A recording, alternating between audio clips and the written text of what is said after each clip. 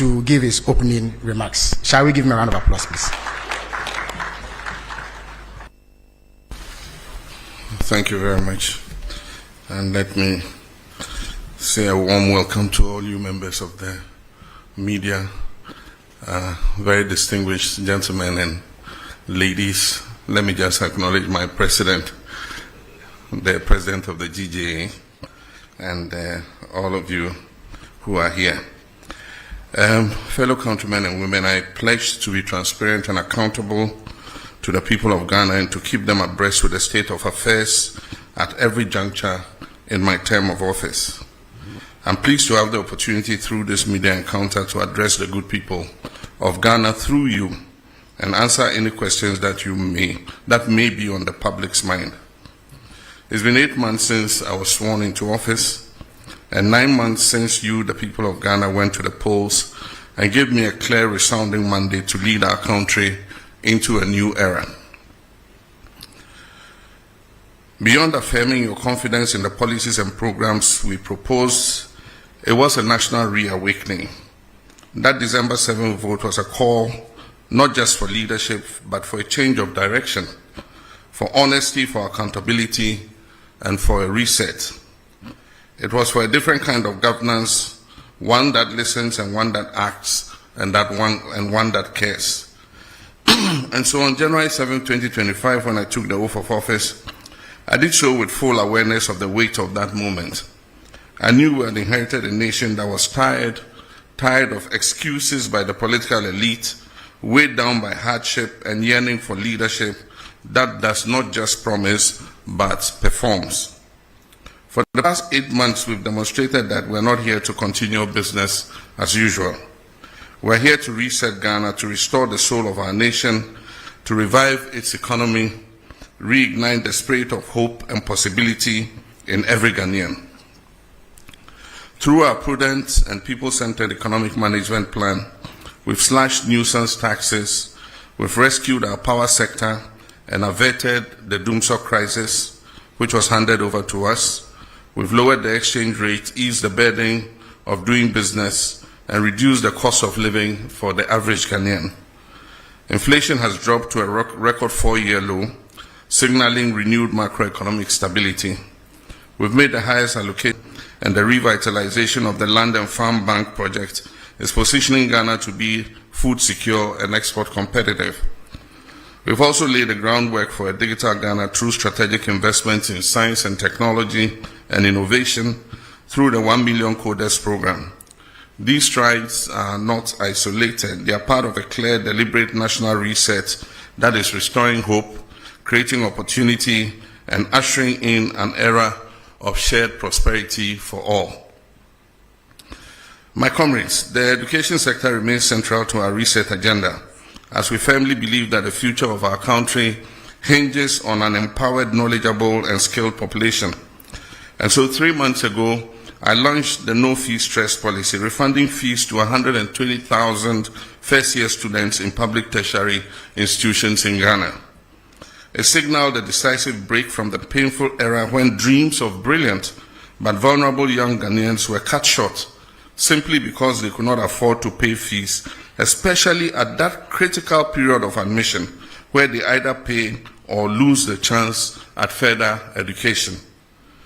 We're not stopping there. The no-fee stress policy is intrinsically linked to our broader student loan plus policy, which will ensure that no student is left behind in subsequent years of study. Under this policy, students from low-income households will have access to flexible and dignified financing options to complete their tertiary education without the burden of unbearable debt or financial uncertainty. The implementation of the free tertiary education policy for persons with disability has commenced, removing a key barrier to higher learning and affirming our belief that education must be a right and not a privilege for every Ghanaian, regardless of their physical ability. To give life to our commitment to foster a knowledge-based economy, we've established the Ghana National Research Fund with an initial allocation of 50 million cedis. This is a step towards deepening research and innovation across all sectors: science, technology, humanities, and the arts.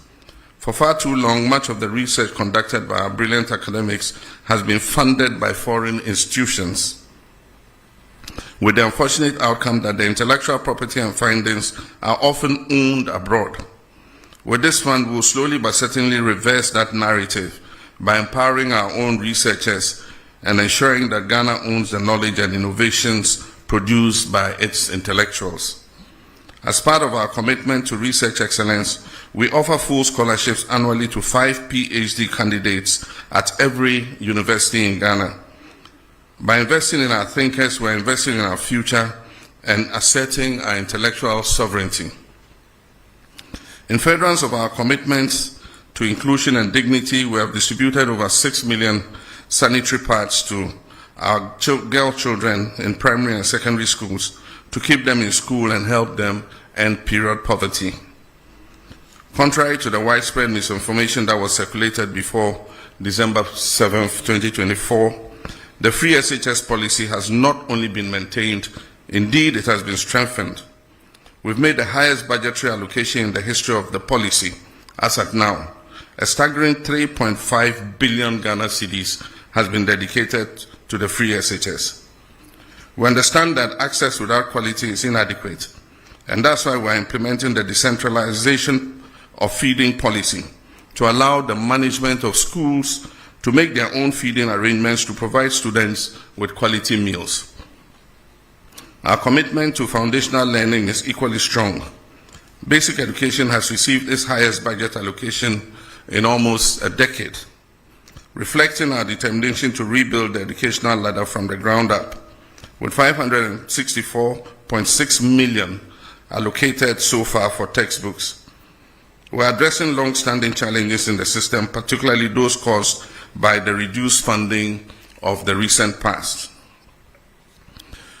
Fellow countrymen and women, we've also turned our attention with equal urgency to the health and well-being of our people.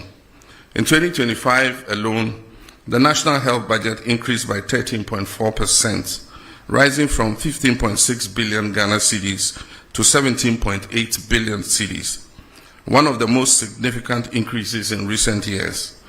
This bold step reflects our recognition of the urgent need to strengthen Ghana's healthcare system in the face of both domestic demands and global health risks. We've uncapped the NHIL and made 66% increase in funding to the National Health Insurance Scheme from 5.9 billion Ghana cedis to 9.8 billion Ghana cedis in 2025. This is not just a budget line, it's a life-saving commitment. These funds will help expand coverage, improve claims processing, and ensure that every Ghanaian, especially the poor and vulnerable, has access to affordable quality health care. The sudden withdrawal of 156 million in US aid health support, which previously sustained critical programs in malaria, HIV and AIDS, and child health, presented a serious fiscal and public health challenge. In response, we have readjusted our domestic expenditure priorities and ensured that the domestic safety nets are provided to cover the gap that occurred. To further bridge access gaps and enhance service delivery, government is investing over 2 billion Ghana cedis in healthcare infrastructure between now and 2028. Construction, expansion, and modernization of hospitals, clinics, and health centers nationwide. Whether in remote rural communities or high-density urban centers, our aim is the same: a health facility within reach of every Ghanaian. Cabinet is awaiting a report from the Honorable Minister of Health on the status and stage of completion of the Agenda 111 hospitals to determine a way forward for their completion. Our approach to economic management goes beyond improving the macroeconomic indicators. It's about making the Ghanaian household feel the impact in their everyday lives. As the popular saying goes, the real economy is not in statistics, but in the pockets of the people. And that is why I take pride not only in the clear signs of recovery and stability, but in the direct relief Ghanaians are experiencing from our economic policies. Today, we are seeing a stabilization in the price of goods and services, with inflation dropping significantly from 23.8% in December 2024 to 11.5% in July 2025, the lowest inflation rate recorded since December 2021. But this isn't just about numbers, it's about being felt across markets and homes. The prices of key commodities are falling, and for the first time in years, brands and businesses are actively advertising their price reductions, a sign that recovery is not only real but tangible. Official trade associations have presented data to Parliament that shows that up to 4,500 different items on the market have seen varied price reductions. We've stayed current with our bond repayment obligations. In a significant endorsement of Ghana's economic recovery efforts, global credit rating agencies, S&P Global Ratings, have upgraded Ghana's country credit risk from junk to B- with a stable outlook, reflecting renewed investor confidence and the positive momentum in economic management. To maintain this positive momentum of our economic recovery, we're increasing Ghana's productivity through bold job-creating initiatives, and one of the most transformative among them is our 24-hour economy initiative, a policy that is designed to boost micro and small and medium enterprise, modernize agriculture, and expand employment opportunities across key sectors. This initiative is not just about keeping the lights on longer, it is about unlocking new shifts of productivity, widening access to jobs, and building a resilient, inclusive economy that works for all. Only yesterday, Cabinet approved for onward submission to Parliament the 24-hour. Already we're seeing key institutions take the lead in actualizing the 24-hour economy vision. The Ghana Publishing Company has transitioned to a full 24-hour operation.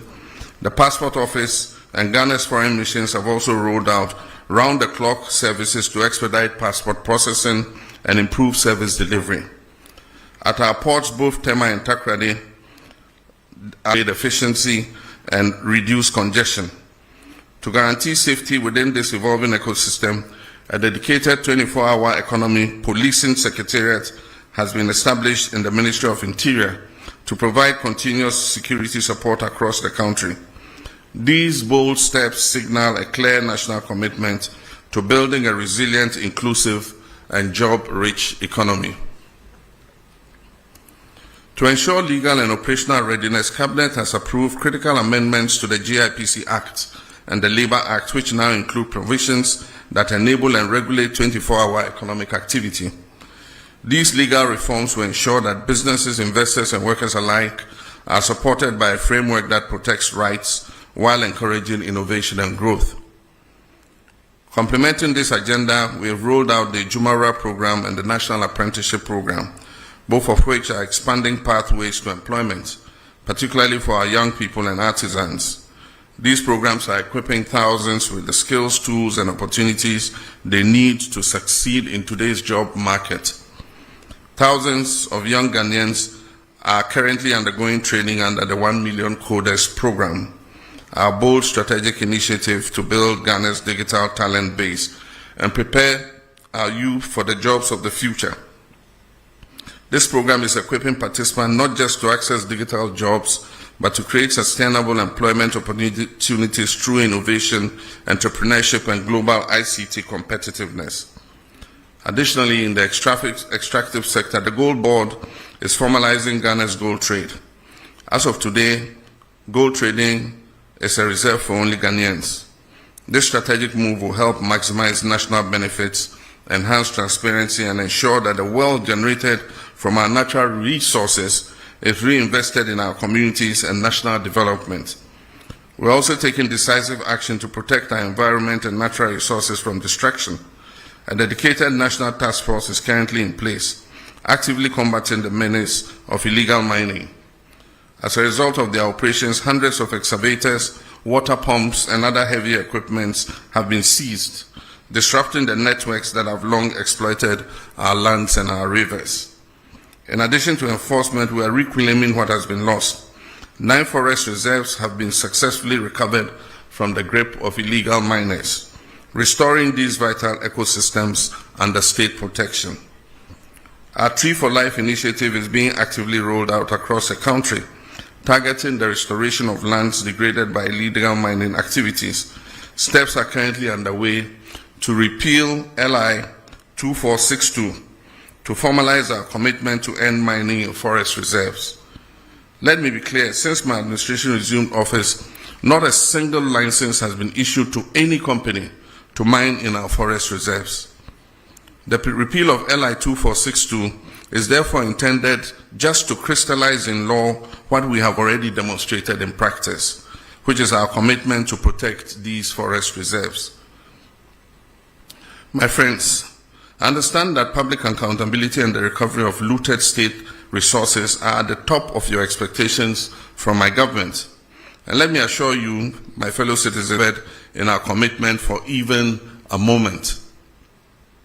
Neither have we been complacent. What you are witnessing is not inaction, it is our steadfast adherence to due diligence, due process, and fairness in the pursuit of justice. Yes, our insistence on doing things the right way may afford those who have looted this country some temporary relief, but let me be clear, it will not grant them permanent escape.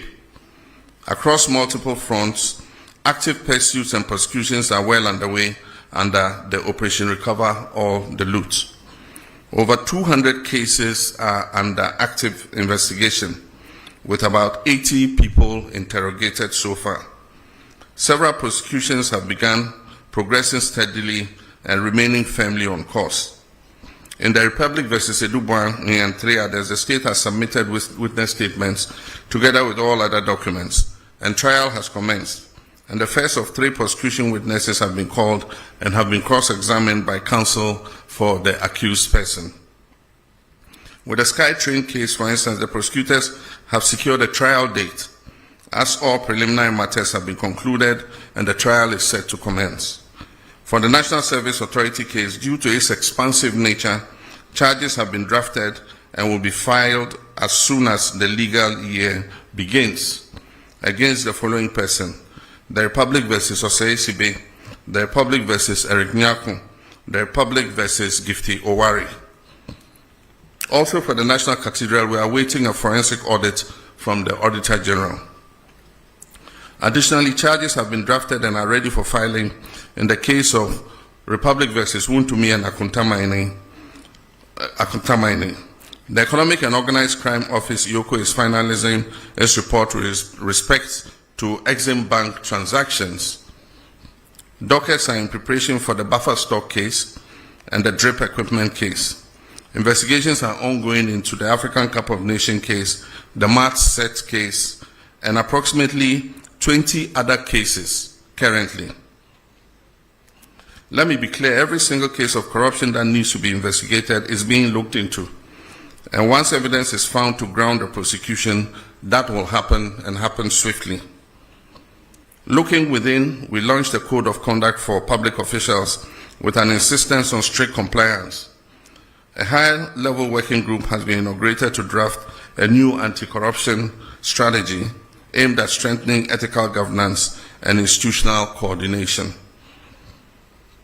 My fellow citizens, the scourge of Galamsey is receiving much attention.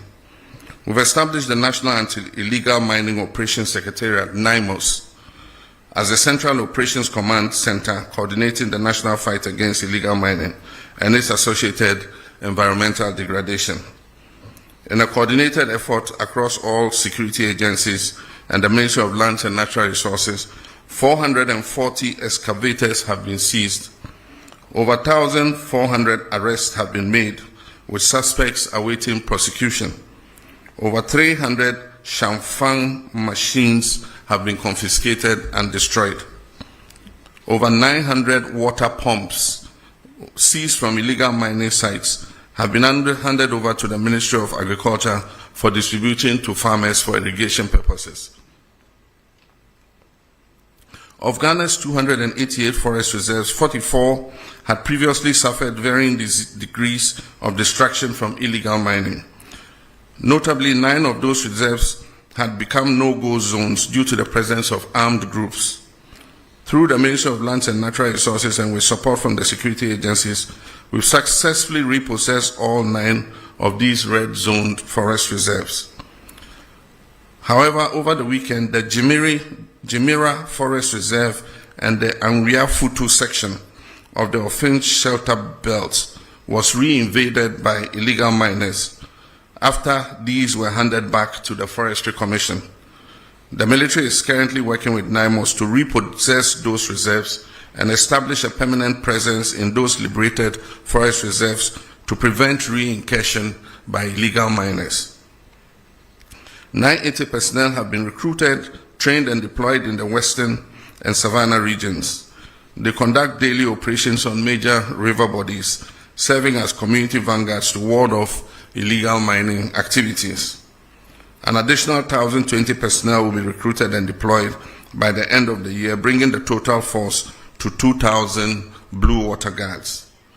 The next phase will focus on dechemicalizing and restoring our water bodies to their pristine state. Feasibility studies for this critical restoration efforts are currently underway. In collaboration with the Ministry of Transport, the Ministry of Finance, GRA Customs Division, and the Ports and Harbours Authority, we've instituted a system for the proactive tracking of all imported excavators and earth-moving equipment from the port of entry. 1,200 excavators are going through the permitting process from the Transport Ministry, clearance from Customs registration with DVLA, and tracking at the Minerals Commission. So far, we've registered 1,015 earth-moving and mining equipment. 647 have been registered and fitted with tracking devices. There are an additional 600 equipment at the port awaiting clearance. An additional 350 tracking devices are expected by September 12, 2025 to enhance this monitoring effort. The Constitutional Review Commission is actively engaging stakeholders across the country, gathering views on how best to shape the future framework of Ghana's democracy. This inclusive approach ensures that voices of citizens, civil society, and institutions are reflected in the evolving constitutional order. Friends, internal security is important for economic progress. Pursuant to our commitment to improving security, we have earmarked 1 billion Ghana cedis to retool our security agencies. The Ministry of Energy has recently granted a declaration of commerciality for the Eban Akoma oil and gas discoveries in Cape 3 Points, Block 4, confirming their commercial viability. This paves the way for the joint venture partners ENI Vitol, Woodfields, and the Ghana National Petroleum Corporation to proceed with a full plan of development of this oil well. This milestone brings us closer to increased oil and gas production, job creation, and enhanced energy security, reinforcing our commitment to responsible resource management for the benefit of all Ghanaians. We've also approved the construction of a second gas processing plant, GPP2, to double our national processing capacity and set the stage for cheaper, cleaner, and more reliable power generation. This landmark project alone is expected to save the country close to $500 million every 2 years by drastically cutting our reliance on expensive imported liquid fuel. Beyond the cost reduction, it is projected to create over 1,000 direct and indirect jobs, fueling both industry and livelihoods. We can all attest to the fact that the looming threat of doomsday we inherited in January this year has been averted. Through strategic interventions and swift action, power supply has remained stable across the country, ensuring uninterrupted electricity for households, businesses, and essential services. We've made significant strides in restoring fiscal decentralization. In the past 8 years, only 40% to 50% of the District Assembly's Common Fund was reaching metropolitan, municipal, and district assemblies, constraining their capacity to deliver local services. Our government has reversed this trend. District assemblies are now receiving 80% of their allocation directly. Of the 7.57 billion allocated for DACF this year, approximately 6.1 billion has gone straight to local assemblies, with a minimum of 25 million allocated to each MMDA. Already the first quarter disbursement of 987.97 million has been released to kickstart district level development. To ensure focused impact, Cabinet has approved expenditure guidelines for the districts. 25% of the fund is to support design and construction of what we call 24-hour economy model markets. 10% is allocated for health, with a minimum of 2 CHIPS compounds per district. Education, 1 kg, 1 primary, 1 GS block, potable water, at least 10 boreholes, environmental sanitation and school furniture. 7.5% for MMDA administration, monitoring and evaluation, and 20% is allocated to finished legacy projects. Simultaneously, all statutory funds such as 2.03 billion to the National Health Insurance Fund and 2.71 billion to GET Fund, covering NHIS, arrears and free SHS, have been released in full, underscoring our commitment to public service delivery and local empowerment. Next week, I'll cut the sword in 3 locations to signal the start of the Big Push program. The first phase, understandably, covers mainly the road sector. Everyone will admit that over the last 8 years, our road infrastructure has deteriorated remarkably. Almost 14 billion Ghana cedis of our oil and gold revenues have been earmarked for the Big Push program. Critical road projects such as the Ofankor and Sawam roads, which were chronically underfunded, have been transferred under the Big Push program and recently received a release of almost 1 billion cedis to ensure speedy completion by the end of second quarter of next year. My media colleagues, our reset agenda remains on course, and I've remained unwavering in my commitment not only to the promise I made to you in the run-up to the 2024 elections, but to the principles of honesty, transparency, and probity and accountability that define good governance. I'm resolute in laying foundations for economic recovery, resetting our institutions to reflect the demands of modern governance and enhanced service delivery for every Ghanaian. I'm driven by a deep determination to see the dreams of our forebears for an economically independent and self-reliant Ghana realized in our lifetime. I'm equally determined to restore Ghana's rightful place as a respected voice and actor on the global stage. With your continued trust and support, I'm confident that we will not only meet these goals, but also build a nation that serves the hopes of this generation and the aspirations of generations yet unborn. May God bless us all, and may God bless our homeland, Ghana. I thank you.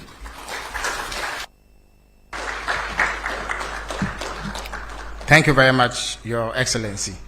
At this stage, we will delve straight into the question and answer session, which will be guided by the following rubric. There will be 1 question per questioner, and this is to ensure that we maximize the time. This program is supposed to last for 1.5 hours, and we are due to leave here at 9:30. I would also entreat you to avoid lengthy preambles to questions so that we can afford as many of you the opportunity to ask questions. There will be 5 batches of questioning with 4 questions in each batch.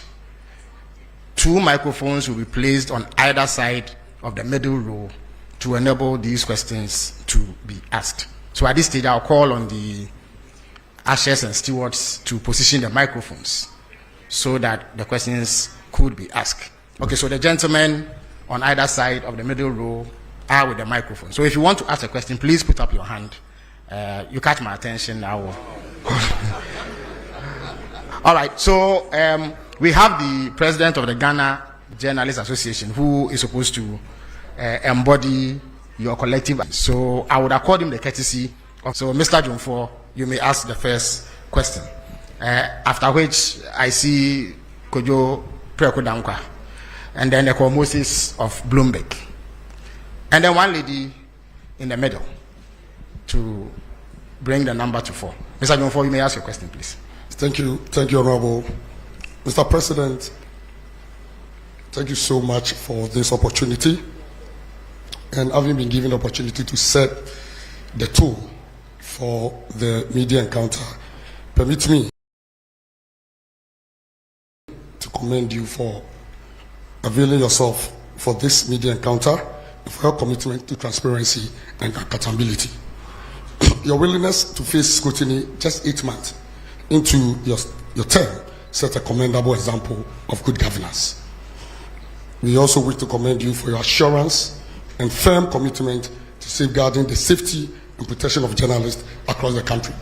Now my question, Mr. President, as you may be aware, remuneration and general working conditions in the media are not the best, especially in the state-owned media, which falls under the authority of government. This situation is a key factor in our low ranking on the World Press Freedom Index under the economic indicator. What measures is your government putting in place to improve working conditions in the state-owned media and also to provide relief for those in the private media? Also, assault on journalists are on the rise, and I know this is of great concern to you as a journalist yourself and a proud member of the Inky fraternity. The Ghana Journalists Association would therefore like to know what your government is doing to address this disturbing trend. Thank you, Mr. President.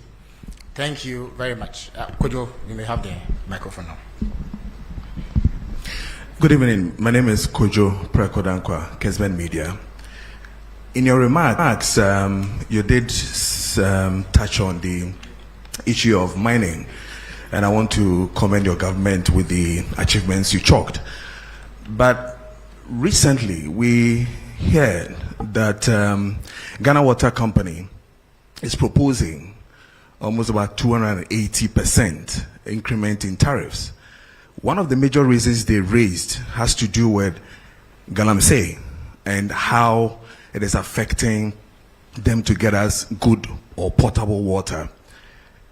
In this way, I would want to ask, Mr. President, would you then consider the argument that we should have the state of emergency when it comes to illegal mining? Thank you. Thank you very much, Kojo. I believe I called the Moses of Bloomberg. Yes. Your Excellency, thank you very much. My name is Moses, a correspondent of Bloomberg. Your Excellency, Ghana's economic indicators have turned into a positive trajectory, and buoyed by the ratings you also referenced and investor confidence. Do you think that that gives enough scope for you to go back to the international capital market, maybe for your first Eurobond after the defaults? Thank you. Okay, so we'll take the final question in this batch from the lady whose hand is up.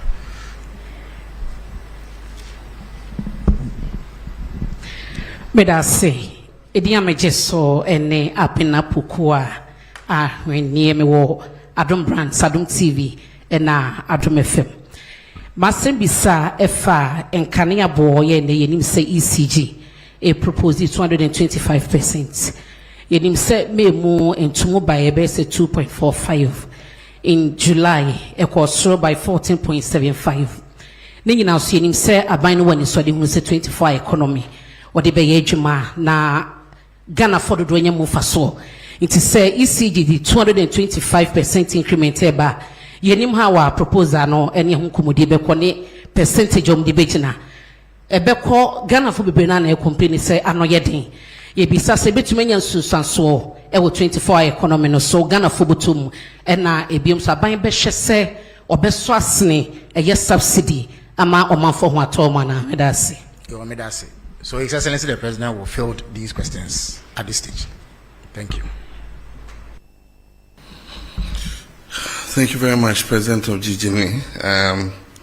Your question is a double question, one on remuneration and the other on assault of journalists. With regards to remuneration, I would say that it's not only journalists in the state-owned media who are dissatisfied with their salaries.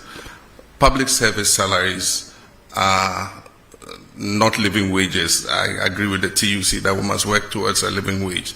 All of us are dissatisfied with the salary we get as public servants. The private sector offers better remuneration, but that's why we have to work together to grow the national cake so that we can pay ourselves better. And that is why there's agitation for cancellation of Article 71 in the Constitution, because we all must feel the pinch so that we can grow things together. But when you cushion a certain constitutional class and they have more cushy remuneration than the other people, then it creates a kind of discrimination between public service. And so our advocacy has been for an independent emoluments commission that would deal with the salaries and wages of all persons in the public sector so that we grow those wages together. In our first incarnation under Professor Mills, we established a single spine salary structure.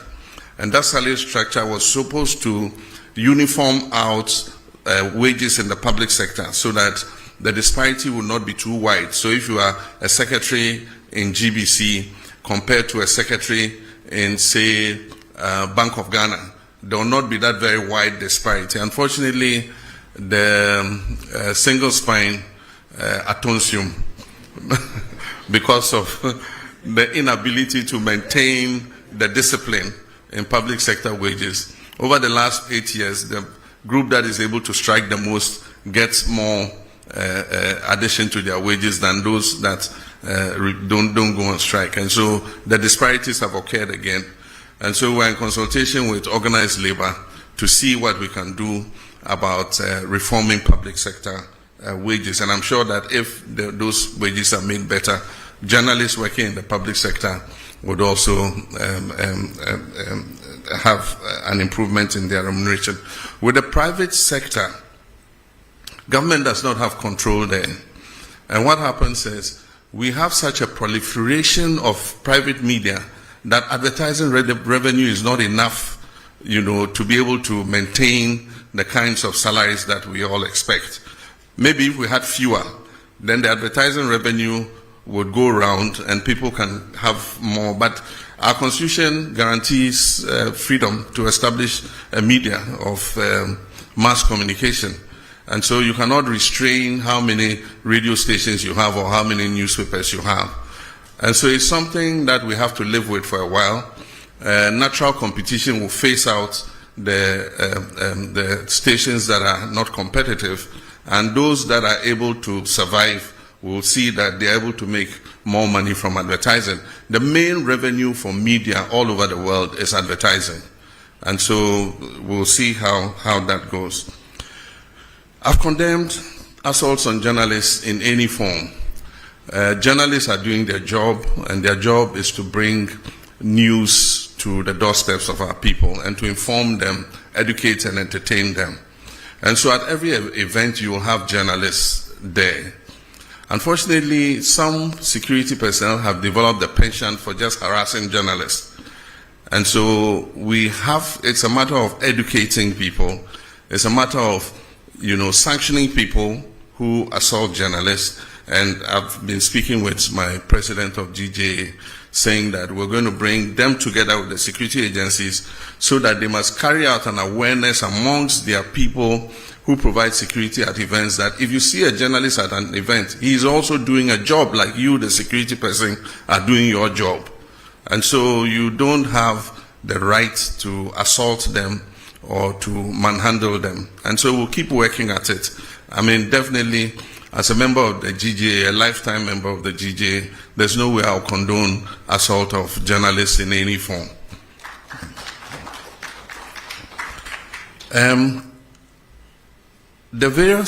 We do occasional review of tariffs. And when these tariffs are about to be reviewed, proposals are requested from the utility organizations. And so I noted that recently Ghana Water presented their proposal, and Electricity Company of Ghana also presented their proposal. It doesn't mean that the proposal they present is what is going to be implemented. We have the regulator, which is the PURC, that looks at all the factors, including the exchange rate, including the cost of production and all that, before they determine what increase in tariff is allowed. And so the fact that you hear that water company says they're going to increase by 200 and something % does not necessarily mean that PURC is going to allow them to do that. Na minu about obusa ECG there also. Mwayama may the same for both utilities. ECG so I propose 200 and something %, but I know interest PURC budget to say omuntimi into electricity tariffs musa. Ombeshe nyoma a core electricity production mu to say fuel nesan nyoma ni na ansana omahwe senior omo de tariff ni besi. Na MRP no at the frontier your tariffs across run is a nipa bebre entria. Until we share ECG say your case commercial and technical losses are almost 42%. I just say of electricity almost tono, almost to me a J aketria of only about 58%. Na eno ankawia se afanabia ankasa ejumeya se wo ye ejumebia na bibia wotombia unya just return of 58% ankaba now ejumenego nso akoya aban de se so na aban abeboa so na aban abeboa enti afi de ya sesa omo hwe ejuma no so na ya kenya omo se omo sorry na omo nante na nia onkrofo mu wia iram kania no ni adini na yencheche omo na yentwe omo aso efise se yen na etwa ebema eton no ebona fom enti ejuma yebegu so aye Bloomberg, yes, we're quite happy with the outcomes of the reforms that we have been implementing in the economy. And we have survived without going to the capital markets. We've survived without borrowing. Who could have thought some years ago that Ghana's economy could be run without going to the external market to borrow? And yet, we've survived. And so we shouldn't be in a hurry to go back to the capital market. All we've done is to reorder our expenditure and push funds to areas that are of priority. And so that's all we've done. Fiscal discipline, not spending money on wasteful, political interventions and all that. And that is already showing the successes in the market. I mean, we've gone from negative 3.4% on the primary balance to positive 1.1 as at now. And by the end of the year, we'll achieve the target. I'm sure we'll overachieve the target of positive 1.5. And so it's all about discipline in expenditure. And so for me as the president, I would not favor a quick return to the international capital market. I think we should go like this for a while and consolidate the economy before we look at external financing. Thank you. Thank you very much, Your Excellency. Now, having taken a set of questions from this side, I would go to this side and take 4 more questions. Kamini, you may have the first shot. Mr. President, it's Kamini Amano. I'm the host of TV3's Hot Issues. We look forward to your return to the iconic show. I want to talk about the local currency, the cedi. In the second quarter of the year, we saw a very bullish rise in the value of the cedi. We are not seeing the same in the third quarter. So far, we are told that it's lost about some 13%. When it was on its rise, the IMF had warned that the country was over-interfering, which is why we were seeing the performance. My question tonight is, Mr. President, did you manipulate the performance of the cedi? Is that why we are seeing the cedi fall as quickly as it is today? How do you explain this decline in value in such a short period of time? And what's the plan to revive it? Thank you very much. Nana Mejakwa has the floor. Patronidin Nana Mejakwa, Unia TV. My question is oral. I'm saying, Mr. President, what can PFA oral? Now, the last accountability series, Attorney General, a statement in Pesemi Redi Kakami quoting Kakranami to us with I wish to remind you of the fact that when I announced the Kwabena Edubwahi investigation, I was blunt in stating the fact that I am open to engaging in plea bargaining with those who have been investigated and found to have looted or stolen state resources. I mean no words about my intentions and will therefore not shut the door to any accused person willing to enter into negotiations with my office for purposes of reaching a plea agreement. Yenim se ya criminal and other offences procedure amendment act 2022 plea bargaining. But my question is say you fight corruption. As Attorney General, State Attorney say we be na upon the atoho no mo a say we loot state resource and as a fund bra then we negotiate. Does it mean say we beti ase say sika na me fa no metua ye gyan no ana ndi wo ho no mo ana me question no it does. Justice from Shinhua News Agency. Thank you very much, Mr. President. My name is Justice from China State Media, Shinhua News Agency. Looking at the global trade crisis that was ignited by the United States President, people have been wondering what countries like Ghana would be doing as a response. But we realized recently that the Chinese government has actually granted all African countries a zero tariff into their market. What will Ghana be doing to take advantage of that for our trading to be boosted as a substitute to what we may have been losing from the United States side? Thank you. Before I take the final question from here, let me indicate that we are joined by journalists from across the regions through the power of technology. So as and when the technical folks sit down me, I would ask them to also contribute to this question and answer session. Alfred, you may have the last word in this batch. Thank you. Good evening, Mr. President. My name is Alfred Okanse. I work with TV3 as part of Media General. Just on the back of the oral question that was asked by a colleague of mine, over the weekend we had the General Secretary of your party indicate that there are some NDC lawyers who are cutting deals with some persons who are standing trial for acts of corruption. Is this statement one that you're minded by? And if you are, what are you going to do about this, especially because of how committed you are, as you indicated, to pursue oral because the Ghanaian people expect that you should do so? Thank you. Thank you very much, Alfred. Now we are joined by William Menta from Rich FM. So William, if you can hear me, you have the floor. Okay, so my name is William Mintefo from Asimfosu-based Rich FM Central Region. And Mr. President, Central Region is known as the heartbeat of education and tourism. Yet our people still struggle with unemployment and underdeveloped infrastructure. What specific steps is your government and our strength into real jobs and opportunities for the youth? Thank you. Thank you very much. Your Excellency, you may answer this question, sir.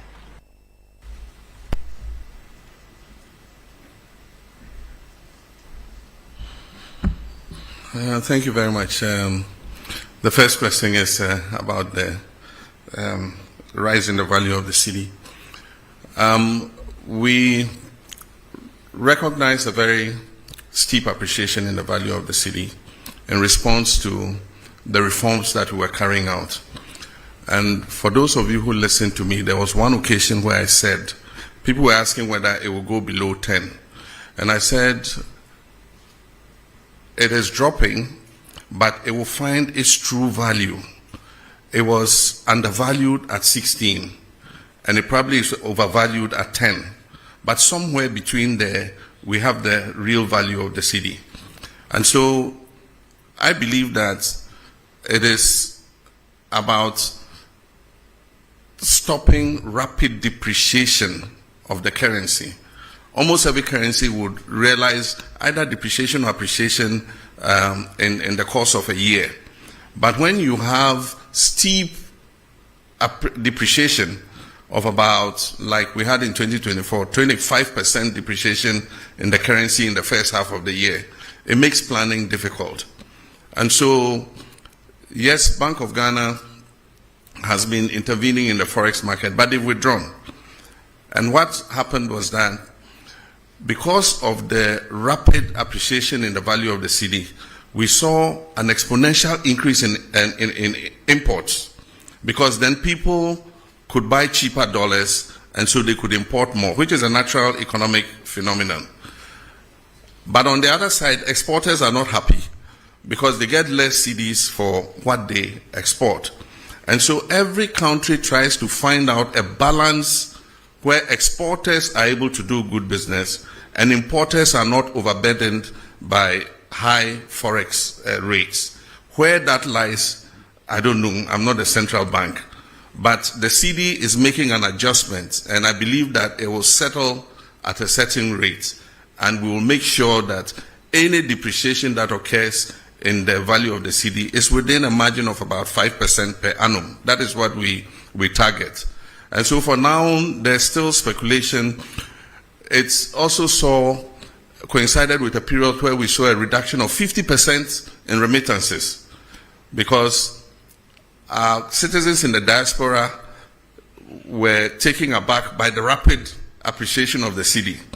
And so if somebody was building a house, if he was going to send $100,000, it meant that he was losing a certain percentage of that 100,000. And most of them would decide to adopt a wait-and-see attitude and say, oh, no, as for cedi, it's not possible that the cedi can regain its value to that extent. By all means, it will go up again. So I'll hold back my remittance until the cedi goes back up. So we saw a 50% reduction. But there were also some other factors. There were some money transfer companies that were collecting cedis abroad and not repatriating collecting dollars abroad and not repatriating the dollars. There were other which we're investigating. There were other cases where people applied through the commercial banks for foreign exchange to cover imports, and those monies are transferred to pay for imports, but the imports never came into Ghana. And we've studied a period of 4 years, and over the period of 4 years, about $42 billion was taken out of this country without the corresponding imports coming into the country.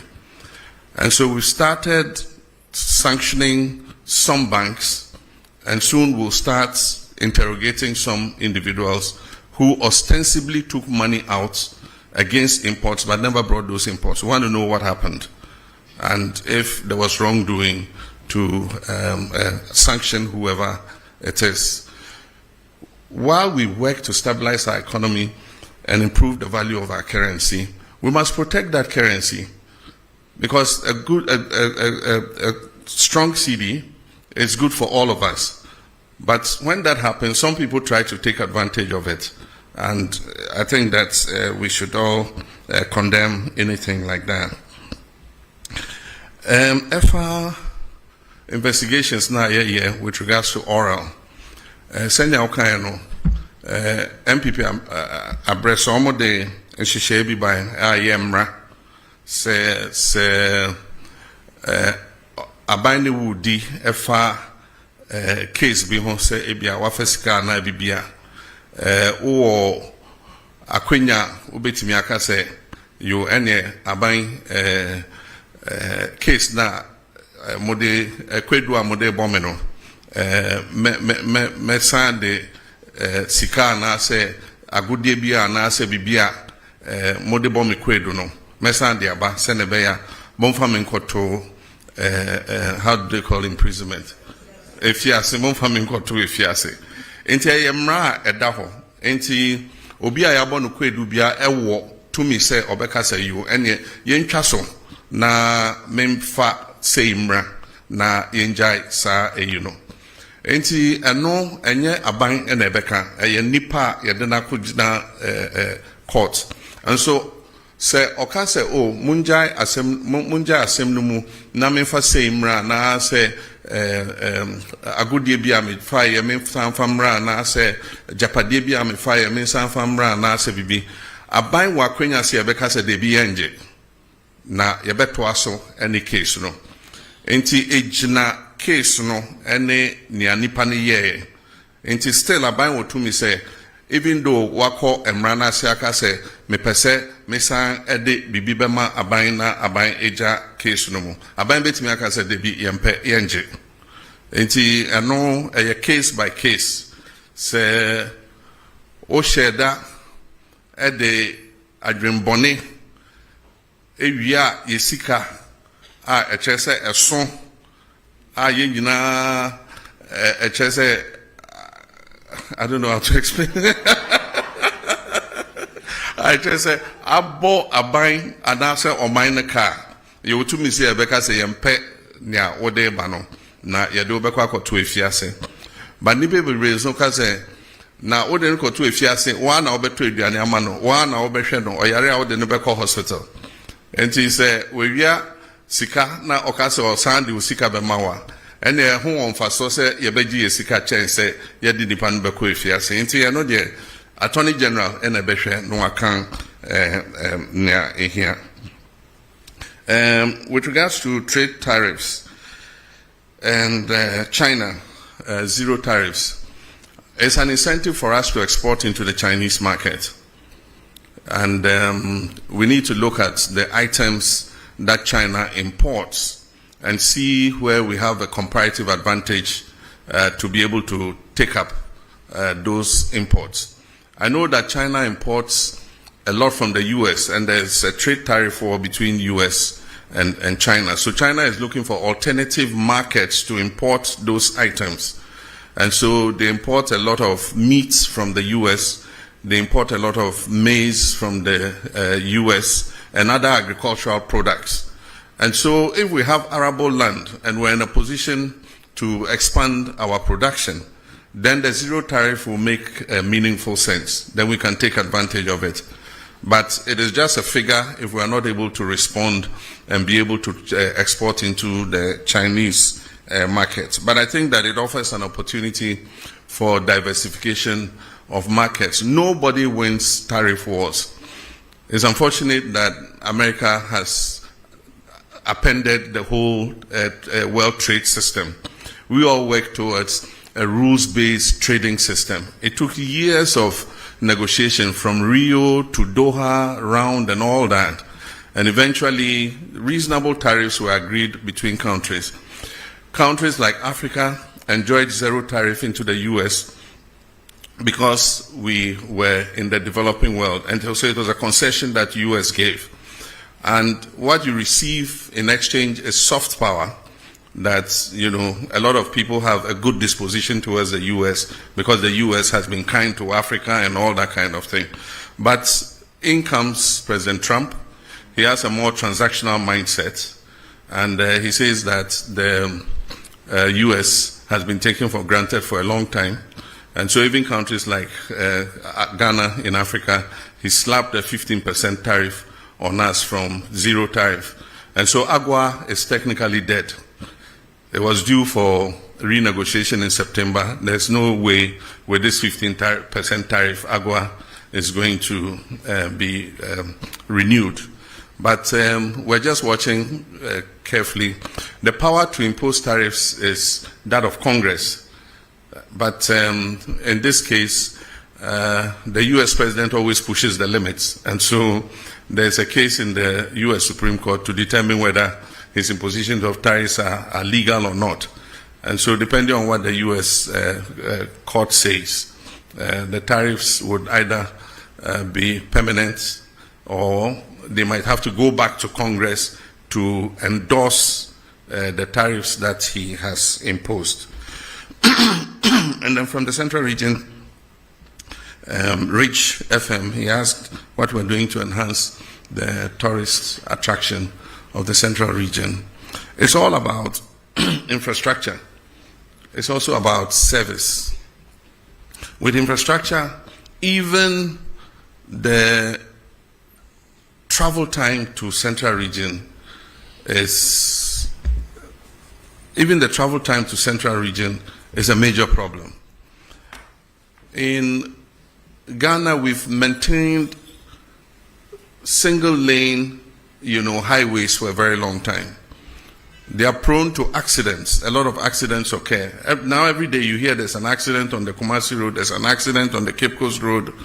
And that is because when two vehicles oncoming and going are using a single lane, the tendency for, head-on collisions are very real because of wrongful overtaking and all that. So one of our first things that would enhance tourism in the central region is that we're dualizing the road all the way to Takrady. It will reduce travel time to Cape Coast. It will allow somebody to wake up in the morning, travel to Cape Coast, enjoy his tourist experience, and be back in the evening to Accra to sleep. And so reducing the travel time will help enhance that. But apart from that, we must identify what the tourist sites are, improve their attractiveness, and also improve the service delivery.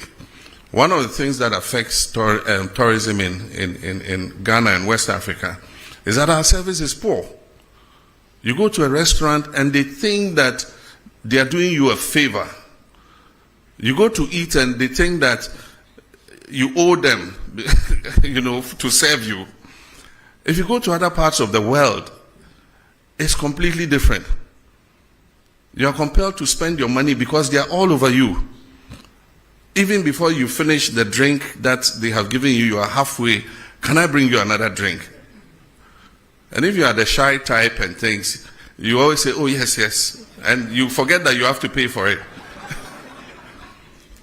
And so we must improve our service delivery. Owners of services must take professionals who know how to be courteous to customers, to know that we are in this job because you've come here to eat or you've come here to do this. And so that's one of the drawbacks of our whole tourism experience. And most times you spend so much money, set up an establishment, instead of going for professionals, you go and haul your relatives from the village to come and serve people. They pay and they can't even get their change. You can't find the waiter who took your money. And when you even find them, he says, oh, we have no change. I mean, they have a certain sense of entitlement.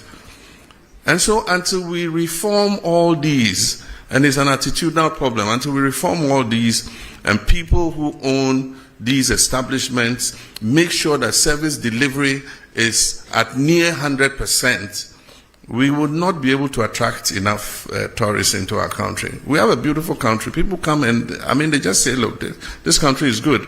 But if you hear a lot of the feedback and you say, oh, but what is negative about it? Oh, your service is not the best. Always, that's the feedback that comes. But the government will do its part. Government has the responsibility for making sure the infrastructure is good. And we're starting with the road, making sure that we dualize the road all the way to Cape Coast and Central Region so that people can travel easier to go and enjoy the tourist attractions there.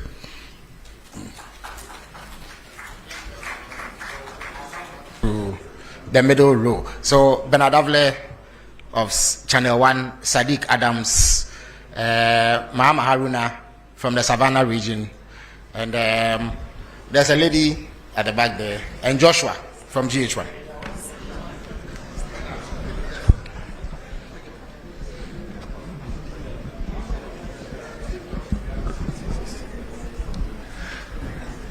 Thank you, Felix.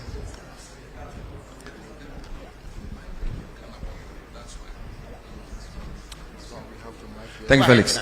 Before my question, I'd like to indicate that there was a question on Galamsey, which I believe has Yes, not I been just answered. prompted His Excellency, and he will deal with it. Yeah. Thank you very much.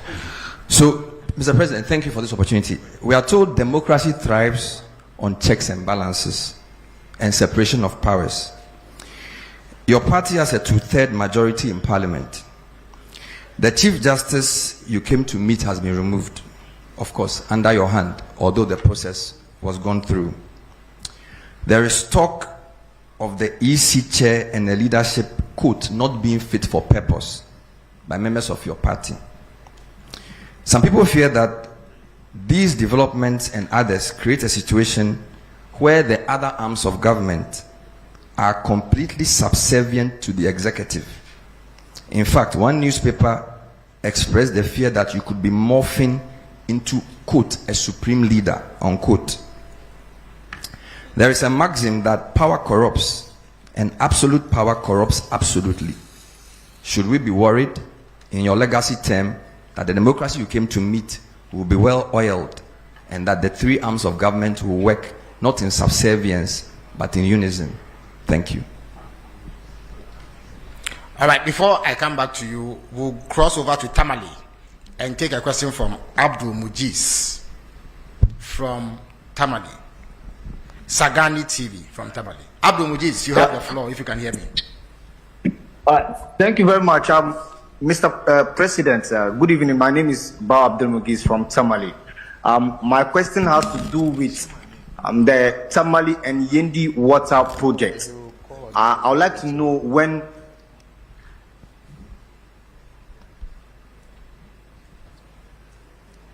Well, we seem to have lost Abdul, but I think I can continue for him. He would like to know when the Tamale and Yendi water projects will be executed. Yeah, Sadiq, you have the floor now.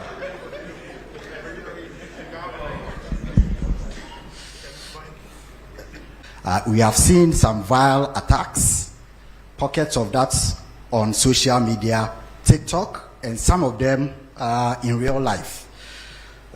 There has been a number of them, and we observe over 50 that has been set up particularly to attack and inflame ethnic passion and tribal issues.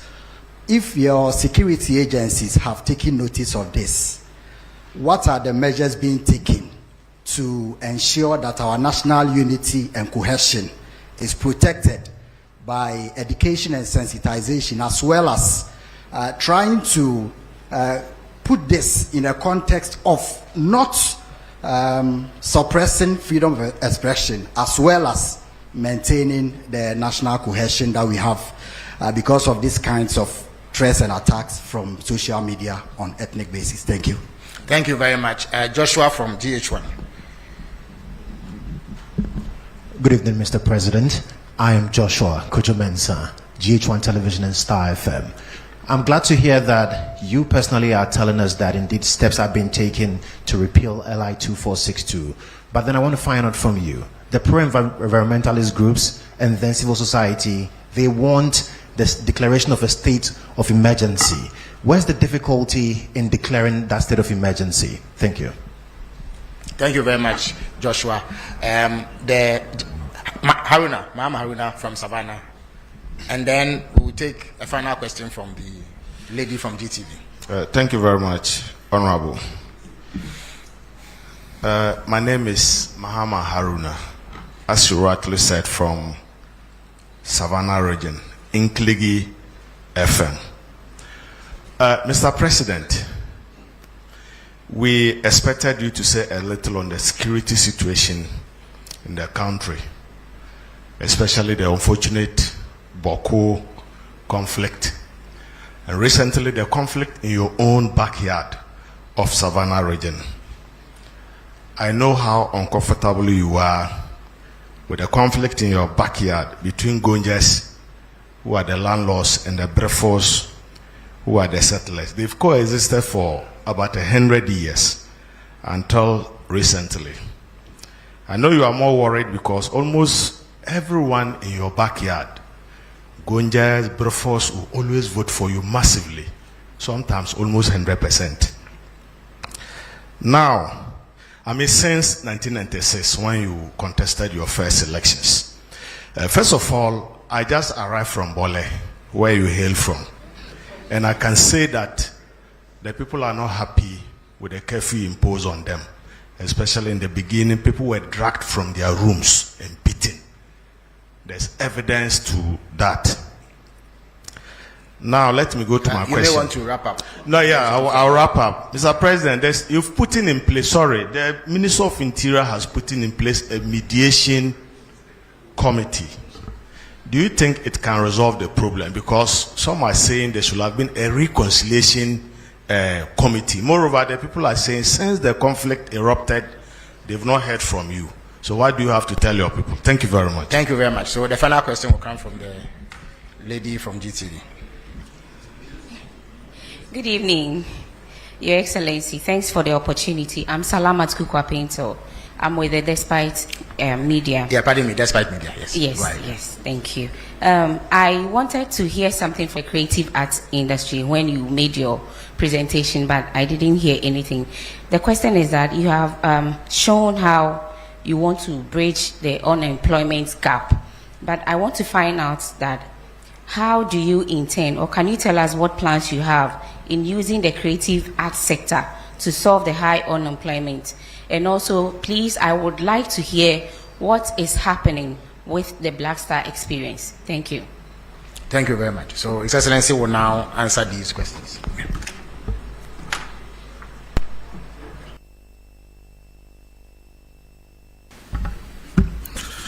Thank you very much. Let me first apologize for missing one of the questions, and that is the accusation that there's interference in terms of the oral investigations. I would have very conveniently said the General Secretary himself is here, and so I'll call him to present his evidence to the public. But I can assure you that there's no way anybody can interfere. I cannot be in people's mind to stop them from attempting to interfere, but I am responsible for making sure that that interference comes to naught. And so I closely monitor. I hold regular meetings with the Attorney General. He briefs me on the status of investigations. And so I'm confident that, the cases will go ahead based on their merits, and that nobody would have the opportunity to interfere. If anybody goes lobbying people or paying people to interfere, they probably are just throwing away their resources.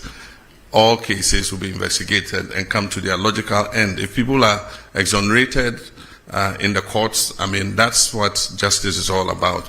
We will do our part, and we're being painstaking in preparing the dockets, and that's why people are complaining that it's a bit slow. But you don't want to hurriedly take a docket to courts and have it thrown out on technicality, and that's why you need to make sure that by the time a docket is prepared and prosecution starts, you have a watertight case that will ensure that you get a conviction. And so that's the process that we're going through. There was also a question that was tied to water, but it also had to do with Galamsey. It says that the justification for water company asking for such a steep increase was because of the cost of treating the water. And I answered it in terms of the tariff, but not in terms of the Galamsey in the water. But in my statement, I indicate that we've just started with the Blue River Guards. We're training more and more of them. These are long expanses of water bodies. And so far, those we've trained are 600 and something. They are not enough to cover even the length of the Ankobra. And so as we recruit and deploy, because they patrol the water bodies, if they see any Shamfam machine on the water body, they seize it and we burn it, we destroy it. And so I gave you the number of Shamfam machines we have seized and destroyed. As we continue to increase the numbers of these Blue River Guards, I'm sure that we'll be able to cover the tunnel, we'll be able to cover the Pra, we'll be able to cover the Ankobra. And we hope that then we will start seeing, some reduction in the turbidity of the water. But even more than those on the water bodies, the destruction is the forest reserves. Because the rivers take their catchment areas from the water reserve. So if you destroy, from the forest reserve, if you destroy the forest reserve, the river or the stream will dry up, because where it takes its water source will no longer exist. And so that's why at the beginning of the struggle I said our focus is going to be on the water bodies and the forest reserves, and then we can stretch out to other areas. So as we train more Blue River Water Guards, we would see an improvement in the turbidity levels of the waters. Bernard said I'm in danger of becoming a supreme leader. Look in my face, do I look like a supreme leader?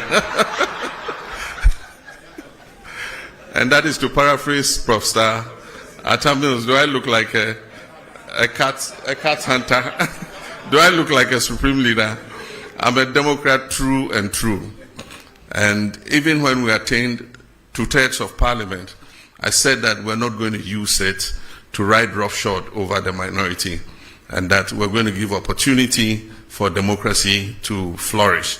And so we don't intend to use our 2/3 majority to steamroll our democracy. We believe that even though the people of Ghana gave us that overwhelming majority, it wasn't meant to turn Ghana into a dictatorship. They gave it to us in order that we could carry out reforms to make our governance better. And I think that we stand a very good chance with that 2/3 majority to finally move the amendments to the Constitution that we have all wanted. In the past, because of hung parliaments and all that, we couldn't make any progress, because there are some of those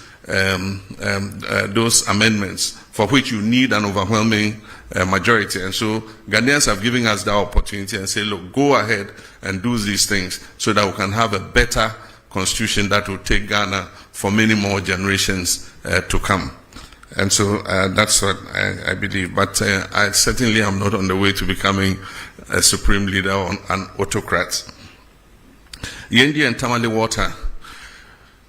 Yendi, Tamale, and Damango are 3 urban areas in the regions that suffer severe water scarcity, especially Tamale. Tamale is probably the biggest city in the whole of the 5 northern regions.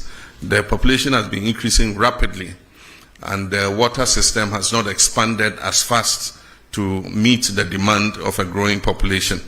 And so we have to urgently expand Tamale, Yendi, and Damango has become a regional capital. It has started growing very fast, and it faces a scarcity of water. The Tamale and Damango water systems are under an EU program, and recently when I went to Brussels, it's one of the things we discussed. There's funding available for those 2 water systems. And so because we have a cap on our credit, external credit, of $250 million a year, we have to find space within that to be able to accommodate Tamale and Damango water. But I want to assure you that they are priority projects for government, and we definitely would fund them and make sure that before we leave office, Tamale and Damango get sufficient water for those cities to thrive. With Yendi, we are placing Yendi under the Big Push program, and so we're going to fund it with our oil and gold revenues and establish an expanded water treatment system for Yendi. The budget statement is going to be read in November, and in the budget statement, details of these projects will be included in the budget.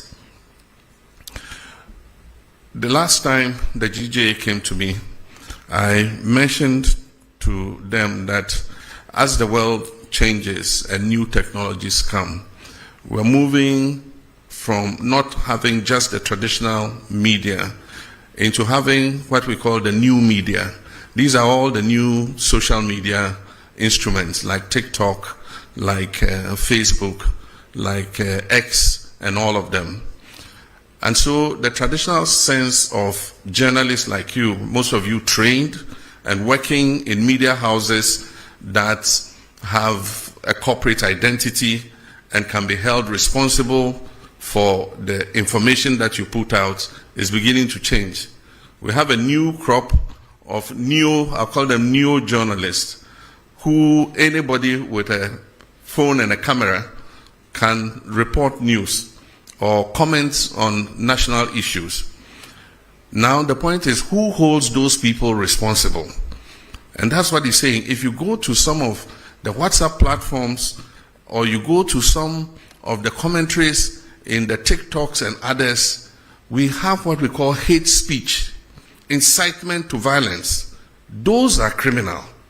Despite the fact that we have removed the criminal libel laws, there are some laws that make such people accountable. Because if we don't regulate that sector, it can lead this nation to war. There are some of the incendiary statements that have been made in the Boko situation that are fueling some of what is happening there, making people hate each other and see each other as enemies. It's been the same in the Gonja Brefo thing. Some people fanning and inciting violence against each other. This falls in the ambit of the National Signals Bureau. And so the National Signals Bureau now has the technology to use your IP number and find you wherever you are. So I'm sending a signal to Ghanaians that we can find you those doing those hate speech and things. We'll use your IP number, we'll trace you. And when we trace you, we'll deal with you under the criminal code for inciting violence and disturbance of the peace. But I believe that beyond that, we must start making regulation for this new media because it's unregulated. And so anybody just takes a phone and says, oh, this plane crash, I wish that so and so had been the one in the helicopter and had died, and dwarfs have eaten him in the forest. I mean, why would you say something like that? And so we need regulation for that new emerging media. The National Signals Bureau has been given the full authority to track down people who do that kind of thing, but it should be the last extreme, the last resort. So for now, let's exercise all the powers we have. And if it becomes necessary for a state of emergency, then we'll look at it. It means we have to go to Parliament. The President can't just declare a state of emergency without, going to Parliament, because there's a limit to how long you can maintain that state of emergency. And so I believe that we still have leverage to continue to fight Galamsey without necessarily implementing a state of emergency. It means that we have to delineate the areas where the state of emergency is operational. And if you look at the area where Galamsey is taking place, it covers several districts of our country. And so we would do it if it becomes necessary. But for now, I think that we've given the security services enough powers to be able to deal with people who are found to be involved in Galamsey. With regards to the security in the Sola, Tuna, Kalba, and Bole districts, it was an incident over a small plot of land, like the land you put a container kiosk on. That's all. And it has led to over 30 deaths. Somebody has his house, and there's a land between the house and the street. And he wants to build shops on that land. And then there's a dispute with the chief. And then it leads to gunfire and then deaths. It's most unfortunate, like the questioner said, these are two groups that have lived in peace for so many years and are intermarried. There are people from one side who are married to their others, people from one side that are married to others. I, for instance, am such a mixture of people, I don't know who I am. Part of me is Vagla, part is Safalba, part is Gonja. I mean, quarter of everything. And so if my ethnic groups are fighting parts of my body, because I'm a mixture, my blood is made up of all those ethnic groups. And so it's most unfortunate. And so we've put in a mediation team. We mentioned the members. The two MPs are supposed to be ex-official members to work with the mediation team. If you look at the terms of reference in the mediation team, there's also reconciliation. And so even though we call it a mediation team, its terms of reference includes reconciliation.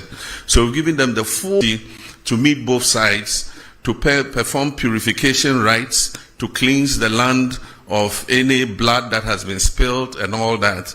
And then to come out with recommendations how to improve relations between the two groups so that they live in peace. There are few feudal practices that have been complained about, where people are called to chiefs' palaces and shipped, or they are forced to give up their animals and things. We need to look at all those practices too as we go forward. We're in a modern society, and so sometimes some of these things we must take another look at them. I've been accepted by all sides. Indeed, sometimes my greatest supporters were people of other ethnic extractions other than my own Gonja extraction. I won elections not because I was a Gonja, but because of the person that I was, and I enjoyed a good relations with everybody.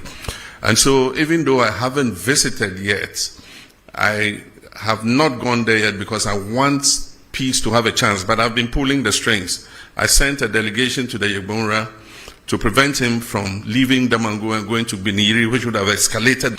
And he listened to me as a father, and he refused to go. I stopped the Bolera too from going there.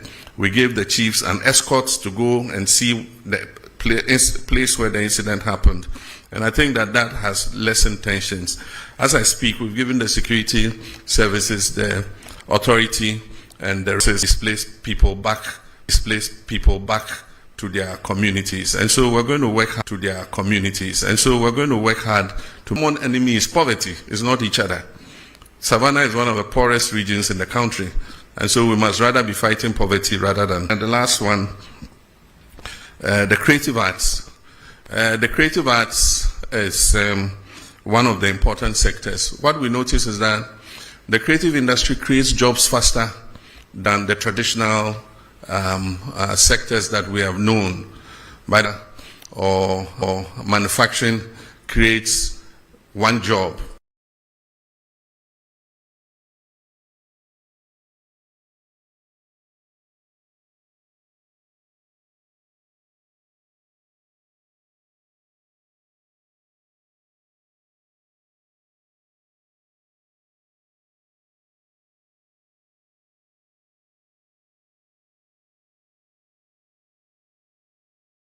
The creative sector, digitalization, knowledge industry, arts, and about five jobs. And so that's an area in which we have to continue to invest. And that is why we created them as a ministry together with tourism. The Black Star experience will take off. They've been working on all the foundational issues, and you'll soon see a sign of it. In the next budget, we're going to make some allocation for the creative arts, for the film fund, and to support Kuma Wood and all the filmmakers, to support the music industry, to support the arts and all that. We need to put our money where our mouths are. And I think that the creative culture and who we are as a people. Thank you. Excellency. Unfortunately, due to constraints of time, we would take a final round. So I will start with the gentleman from TV5 Le Monde, and then let me be inward looking and call GTV, who I superintend. I see Kojo Yankson at the back. Let me come this way and call the gentleman from BBC, and then I'll give the final slot to a lady, the lady at the back. That will be it.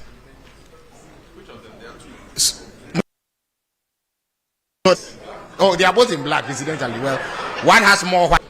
Le Monde, you have the floor. Good evening, and thank you for having me tonight. My name is Victor Cariou. I'm the Ghana correspondent for Radio France International, TV5, and Le Monde Afrique.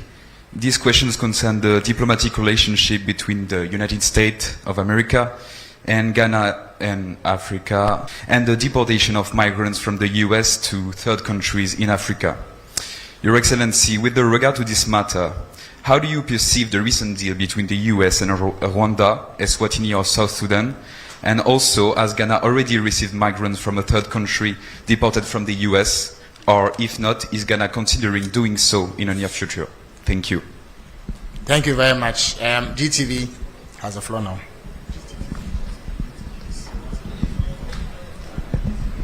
Your Excellency, you announced that the government will remove the minimum capital under a revised Ghana Investment Promotion Sector Act during your visit to Japan. Your Excellency, is the government not removing the protection that shields Ghanaian enterprises by removing the minimum capital requirement, and also the concerns about the Ghanaian traders, with the activities of the Nigerian trade partners in the country?